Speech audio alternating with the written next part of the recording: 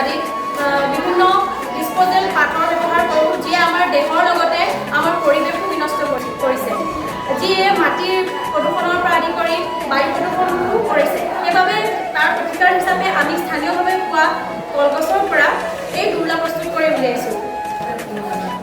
এই দুৰ্লা আমি বিভিন্ন ধৰণে ব্যৱহাৰ কৰিব পাৰোঁ।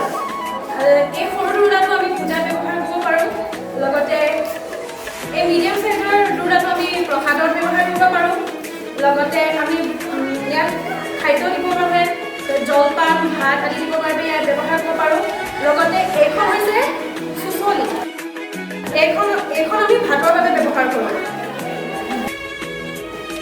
এই দুৰ্লাৰ ধনাত্মক দিশবোৰ হৈছে ই ইক' ফ্ৰেণ্ডলি হয়, লগতে মাটিত সুন্দৰভাৱে পচি যায়।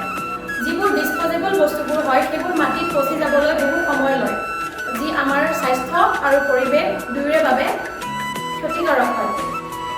এই দুৰ্লা আমি কোনো ধৰণৰ খৰচ নোহোৱাকৈ প্ৰস্তুত কৰি উলিয়াব পাৰোঁ, যিবোৰ আমাৰ স্থানীয়ভাৱে উপলব্ধ, আৰু সেইবাবে আমি আমাৰ স্থানীয়ভাৱে উপলব্ধ বস্তুবোৰ আমি ব্যৱহাৰ কৰি আমাৰ পৰিৱেশ বিনষ্ট হোৱাৰ পৰা ৰক্ষা কৰিব লাগে।